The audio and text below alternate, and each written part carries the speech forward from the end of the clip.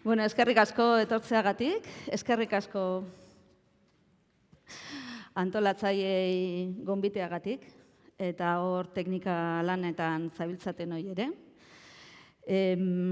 Garrantzitsuak dira hemen aipatzen hasi diren hitzak, eta nik hona ekarriko dudana neurri batean ikerketa lanen emaitza da, baina baita ere euskara irakasle lanetatik ikasitakoak, 30 urte baino gehiago daramatzat euskara irakasten, eta gauza asko ikusita eta bizitakoa naiz zentzu horretan.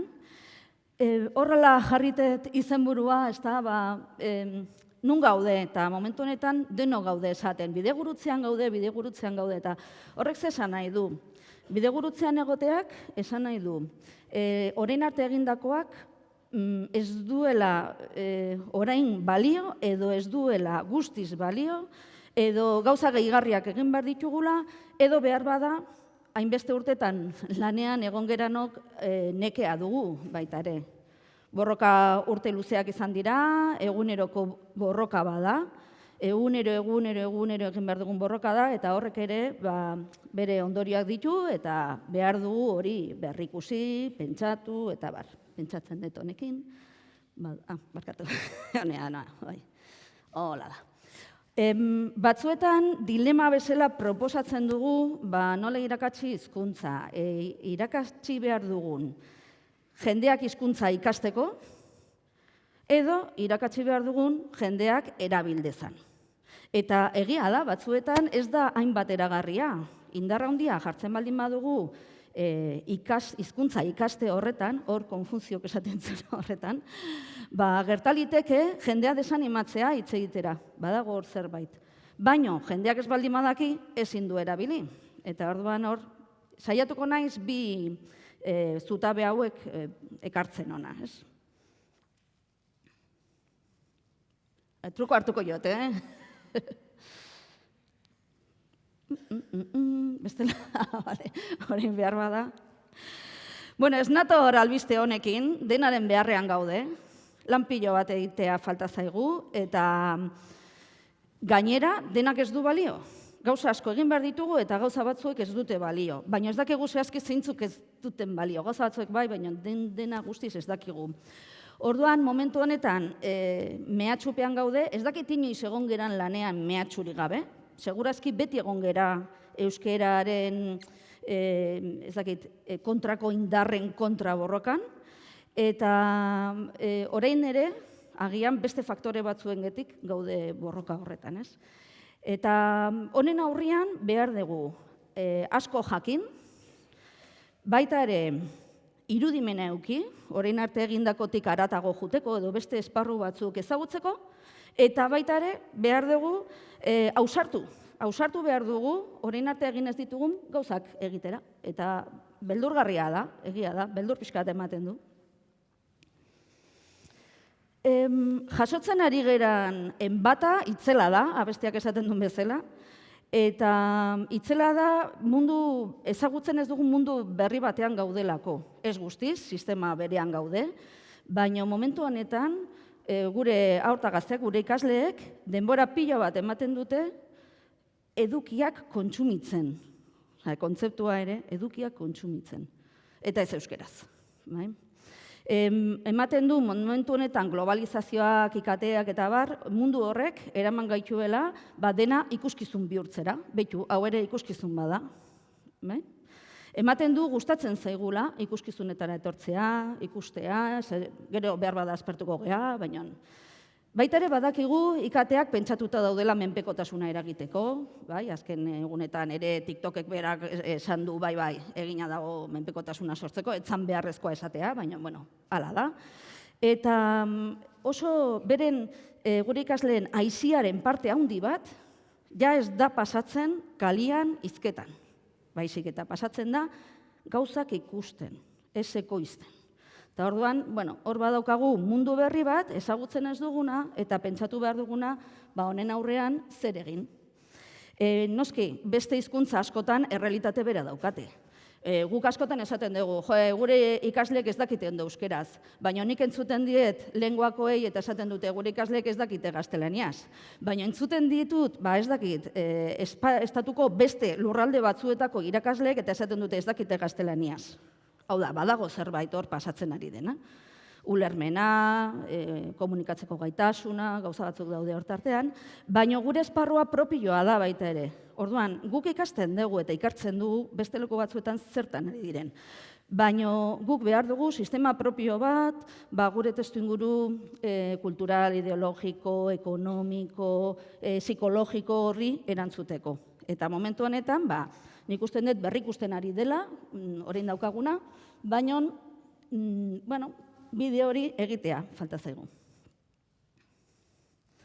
Orduan, esan bezala, bi elementu hauek ditugu, hizkuntzaren kalitatea landu behar dugu, batzuetan, hain kezkatuta gaude euskeraz ez dakien jendearekin edo ondo ez dakien jendearekin, neurri batean alde batera utzi ditugula euskeraz dakiten ikasle horiek. Eta landu behar dugu jendeak euskera maila ona ukitzia. Orduan, jende onak hobetu behar du, aberastu behar du eta landu behar du baita ere. Eta hainbeste ez dakien jendeari ere lagundu behar zaio. Hemen dilema horretan, adibidez, azken urtean edo ezaguna eginda, adibidez Jurrebasoren tesia, edo badaude adierazle batzuk esaten digutenak, ez degula hainbestek eskatu behar erabilerarekin etorriko dela. Baina badakigu ikasgelan ez bada erabiltzen oso zaila dela ikastea. Behar dugu jendeak erabiltzea. Bi eremu hauetan, kalitatearen eremua da irakasleon mundua. Guk hau kontrolatzen dugu, gure gela. Ikasgela badakigu zer dan. Ikasi dugu horretarako, esperientzia daukagu. Badakigu nola dinamizatzen den ikasgela. Orduan, zer pentsatu beharko genuken, ea zen moduz gabiltzan kalitate horretan. Kalitate hori lantzeko, alde batetik, euskera irakaslea gaude. Beste alde batetik daude, hizkuntzak irakasten dituzten beste irakasle batzuk. Gaztelania, atzerriko hizkuntzak, eta bar. Eta elkarrekin lan egin behar dugu, noski. Baina baita ere, beste irakasle guztiak daude. Eta orduan hor, ikusi behar dugu nola landu. Hor egiten den proposamena da, alde batetik, hizkuntzen trataera integrala, baina baita ere, hizkuntzen trataera integratua. Integratua eremu guztietan. Gure aldetik, ezakit, pentsatzen dut asko zeatela, edo euskera irakasle edo gauza desberdin askoren irakasle, ezta? Zein diran gakuak, eta hau azkar pasako dut, segurazki ezagutzen duzuelako, bakarrik ekarri dut gogoratzeko. Argi dakigu, hizkuntzen didaktika enfokatu behar dela komunikazio gaitasunaren ikuspegitik. Hau ez da berria, hau 70. hamarkadan garatu zen. Baina alere koste egiten da ikasgelara iristea. Zergatik, irakasle asko oso estrukturalistak geralako. Maite dugu esaldiaren gramatika, gustatzen zaigu.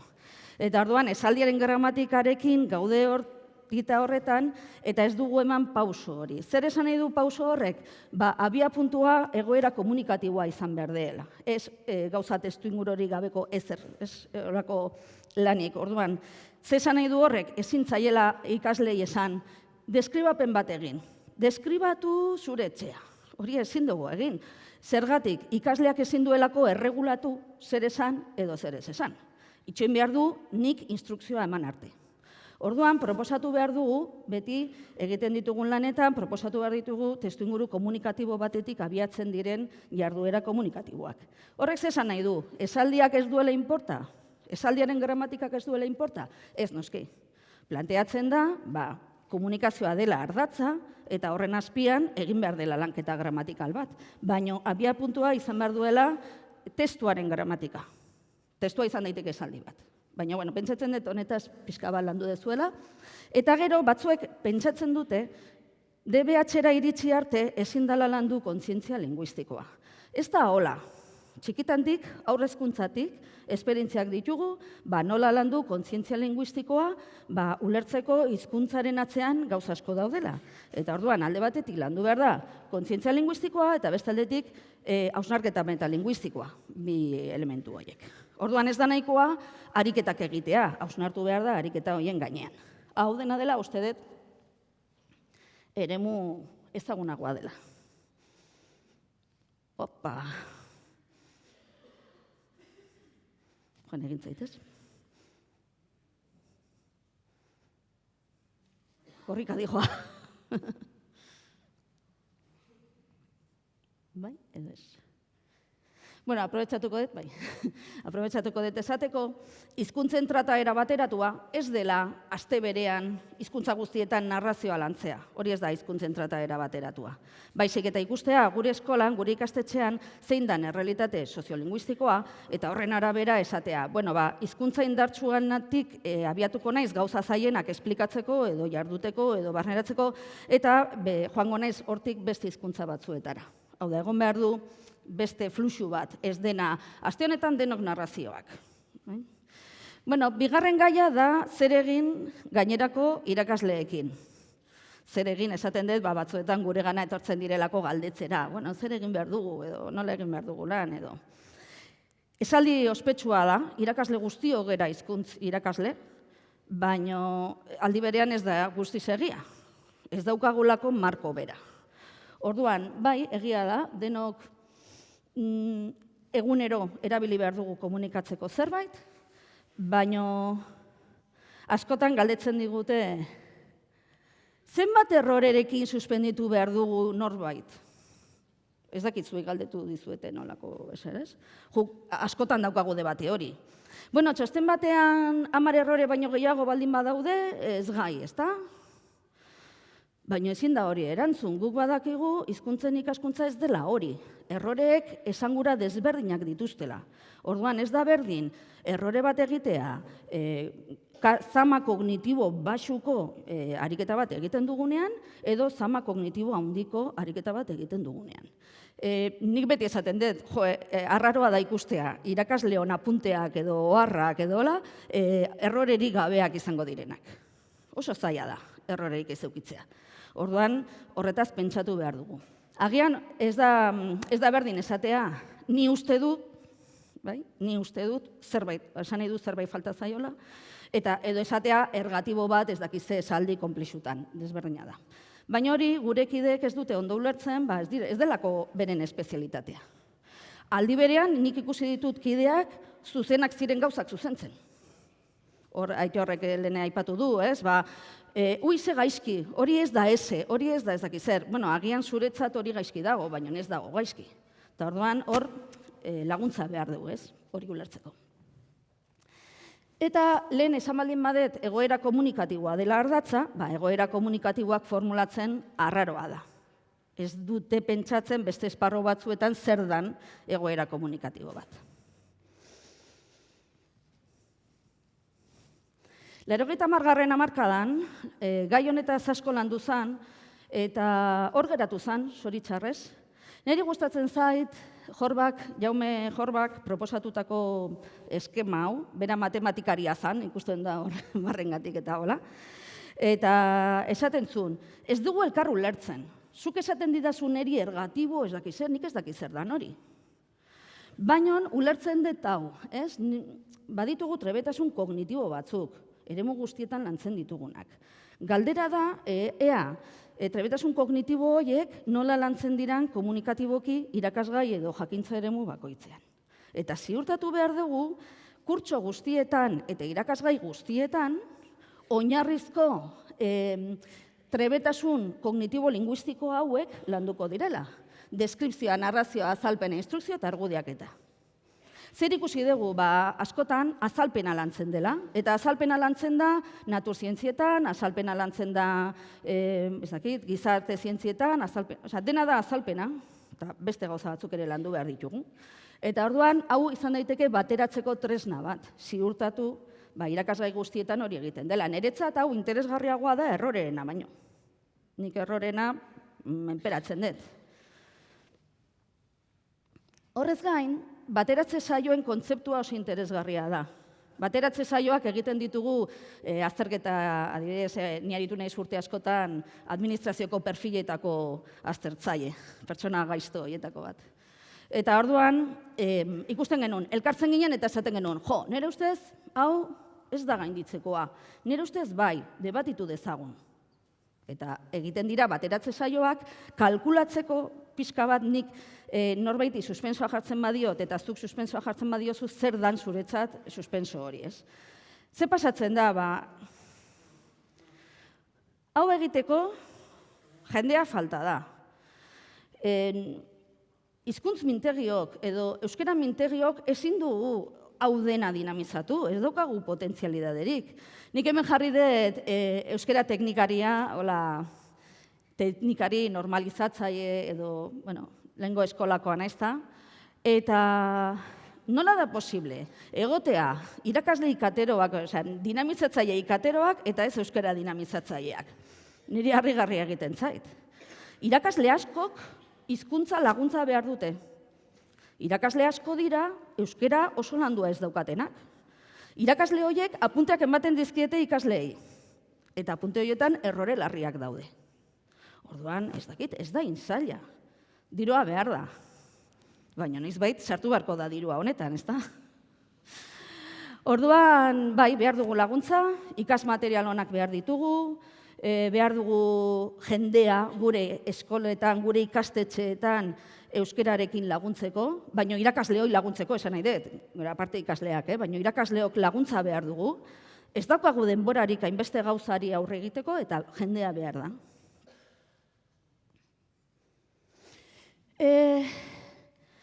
Bale, hori da, ez dakit nola esan, errexena, zaila da, errexena. Norbaitek gehiago jakinei baldin badu gauza hauetaz, gero adibideak emango ditut, edo hola. Errexena da, guk ja badakiguna egiten, eta da nola irakatsi hizkuntza. Zailtasunak ditugu, oztopoak ditugu, denbora falta zaigu, ikasle asko atenditu behar ditugu, egia da, baina hori da gure eremua. Baina ze pasatzen da erabilerarekin? Erabileraren mundua da, nola egingo dut jendeak erabiltzeko? Ez da nahikoa ikasleek erabiltzea, guk behar dugu irakasleek erabili nahi izatea, irakurtzaletasunarekin bezala. Behartuta zaude disfrutatzea irakurtzen, ezin dugu behartu jendea, oso zaila da. Orduan, mundu honetan, ja ilunagoa den mundu honetan, guk behar dugu dinamizazio komunitarioan eta aditua den jendearen, ez dakit, esperientzia, jakintza eta bar. Gure kasuan, gure ikerketa taldean, planteatzen dugu konplexutasunaren teoria ondo egon daitekela ulantzeko. Aurretik esandako guztia, lotuta dago, esango genuke, postestrukturalismoarekin edo, ez? Eremu horrekin. Eta beste hau, gehiago izango litzateke konplexutasunaren mundua. Konplexutasunaren teoria da, zientzia munduan gertatzen ari den paradigma aldaketa bat, ez dana bukatzen, baina hor prozesu horretan gaudena.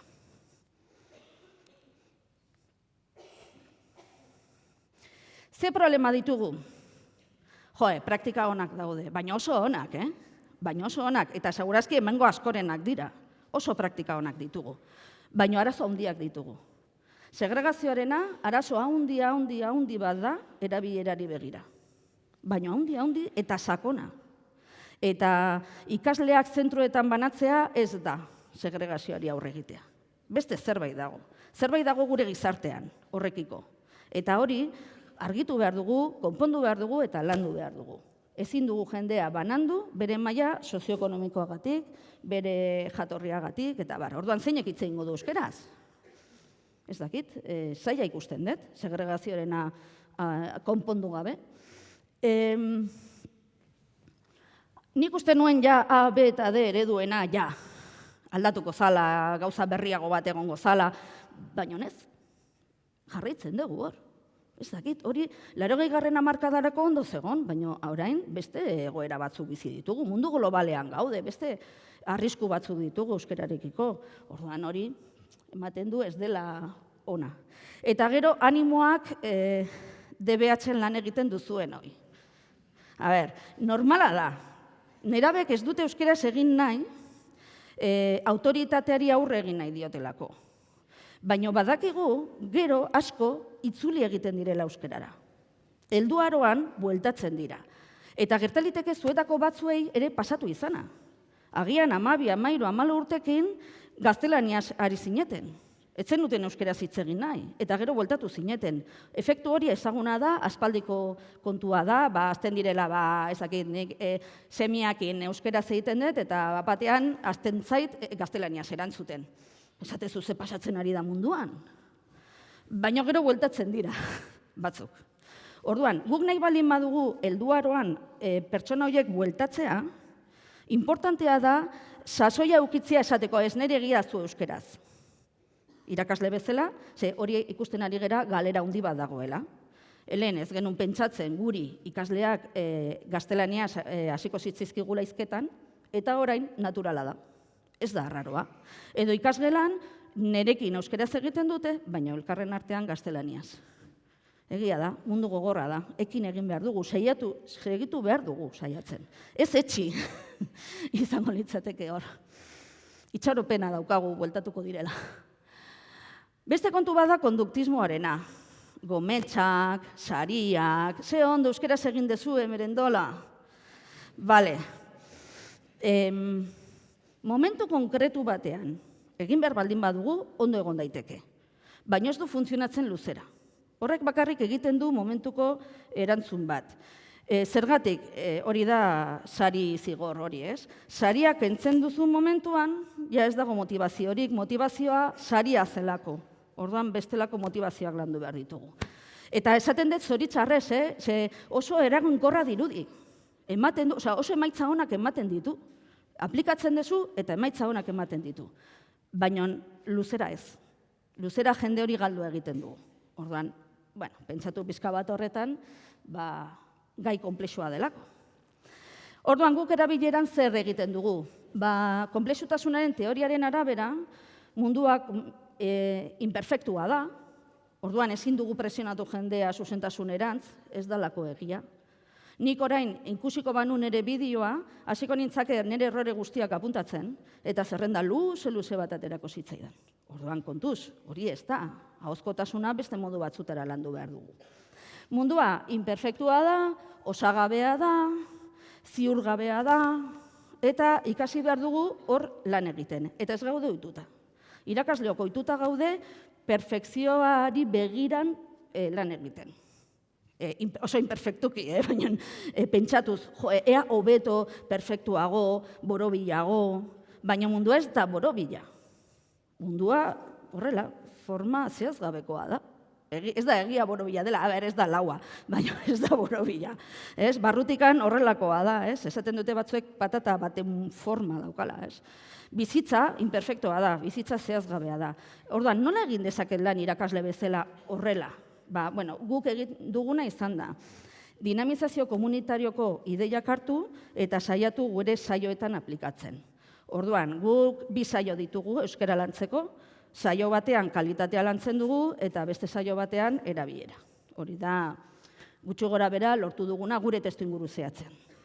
Orduan, ikaslek badakite kalitatea ari geranean lantzen, etorri behar dutela kalitate hori lantzera. Baina aldiz, erabilera sustatzera etortzen direnean, beste umore batekin etorri behar dutela eta etortzen dira. Hori segituan harrapatzen dute.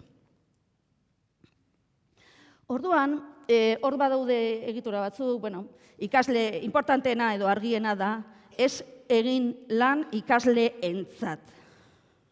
Egin lan ikasleekin erabilera sustatzeko. Eta giro hori zaila da gu geralako agintariak. Orduan, ikusi behar dugu nola berformulatu gure harremana ikasleekin, gu ez izateko hain agintariak bestela ez du funtzionatuko. Gero beste gauza batzuk ditugu, dimentsio dialektikoa lantzea, identifikazioak sortzea, beste elementu batzuk ere baditugu hor, lantzen ditugunak. Bide batez, hemen behar badazu egon gozea, ezakit. Horren baino lehenago, gure ikerketa taldearen iragarkia, aprobetxatuko dut. Gure ikerketa taldea, ikerketa formazio taldea da ilusionista sozialen mintegia, eta hemen Gasteizen dago, eta gai hauek lantzen ditugu. Gure ikerketa taldean, badaude antropologoak, badaude dinamizatzaile komunitarioak, beste begirada bat ematen digutenak. Eta disentsuan lan egitea bai. Hor daukagu egindako lan bat, kasu honetan sortu zen lan bat, ez genuen asko ere antolatu. Gu, ez dakit, inspiratzen gera kultura herrikoietan. Nola egiten diren gauzak eguneroko bizitzan. Egia da, kultura herrikoiak suntsitzen ari direla. Gure turistifikazioa, gentrifikazioa, horiek ez dira hitz hutsak apurtzen dute gure arteko harremana. Guk bilatzen dugu nola egiten den kultura herrikoietan azkenean euskara nahi dugulako kultura herrikoietan mugitzea. Bestea ere bai, formala ere bai, baina eguneroko bizitzan, ez da?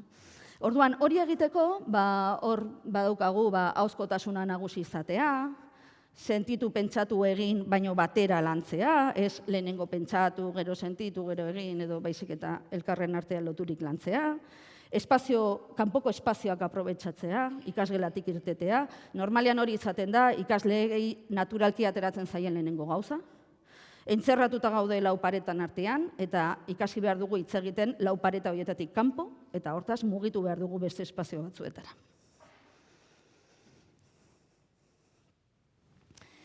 Orduan, esan bezala, prozesu dinamika komunitarioetatik ikasi behar dugu, eta badaude bi gauza, alde batetik eta bestetik, zaindu behar ditugunak, alde batetik, hizkuntza ondo ez dakitenek komunikazio antsietatea dute, eta komunikazio antsietate horretan ere ekin behar dugu, konturatu behar dugu, hori pasatzen ari dela, eta landu behar dugu, nola gainditu komunikazio antsietatea. Eta beste aldetik daukagu hizkuntza estresa. Hizkuntza estresa da, euskaraz hitz egin nahi dutenek, beti itxoin behar dutela ea besteek zer egiten duten, edo gaizki ikusiko ote duten euskaraz eritzea, eta orduan horrek ere estresa handia eragiten du. Proiektu batzuk egin dira estres hori eta antsietate hori lantzeko, baina ez da gauza erresa, badaudelako faktore asko, ez? Goatzen naiz, haur txikien kasuan, nola egoten diren itxoiten, ea helduek ze hizkuntza erabiltzen duten, jakiteko beraiek euskaraz ala gaztelaniaz egin behar duten. Baina nagusiagotan hori inkomoduagoa da. Dendara noa eta erabaki behar dut ze hizkuntzatan erabaki hitz egin. Azkenean egiten dut gaztelaniaz eta kitu. Baina hori da hizkuntza estresagatik. Orduan bi elementu horiek dinamizatu eta landu egin behar ditugu. Orduan funtsean bi elementu handi hauek ditugu.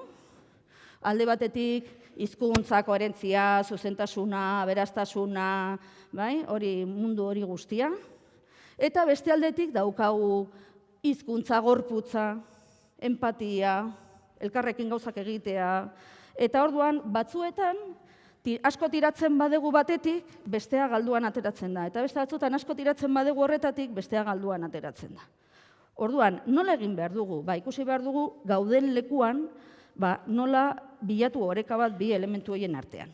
Leku batzuetan asko behar duzue hizkuntzaren lanketa eta ez hainbeste erabilera, testu inguruagatik, eta beste leku batzuetan alderantziz.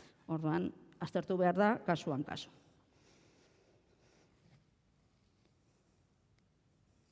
Orduan, ja bukatzeko, hori, bide gurutze honetan gaude,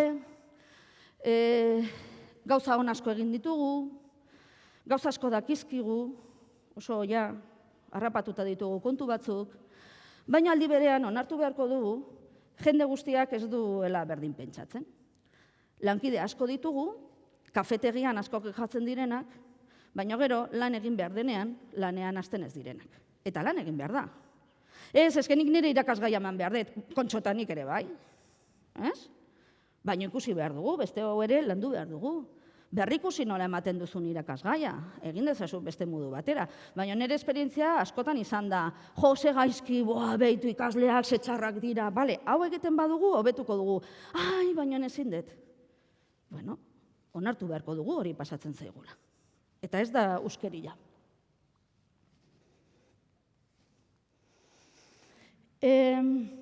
Labur bilduta, jakintzaremu guztietatik lan egin behar dugu, euskara irakasleok ardura berezi badaukagu, noski, baina nire ustez falta zaigu dinamizazioaren parte hori, ez dugu ikasi, ez dakigu, ez gaude dituta. Batzu gehiago dakigu elkartetan egoteagatik edola, zein beste guk ikasteagatik, eta gainera, denbora eta baliabideak behar dira. Behar dira, ez dizkigute ematen. behar ditugu. Ikastetxeak txarrak dira, eraikin batzuk zaharrak baino zaharragoak dira, ez dago espaziorik. Mugitzen baldin mazera, ja, kriston zarata egiten da, ez daude espazioak prestatuta erabilera lantzeko. Eta ez dakit noiz berrituko dizkiguten eskolak. Ez dakit, agian batzuei berritu dizkizuete, baina beste batzuei ez. Eta bai, presazkoa da, larria da.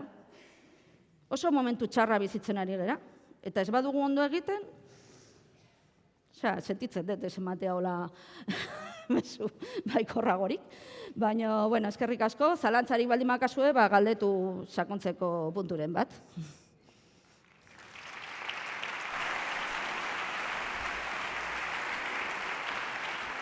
Horein hemen eseiko naiz,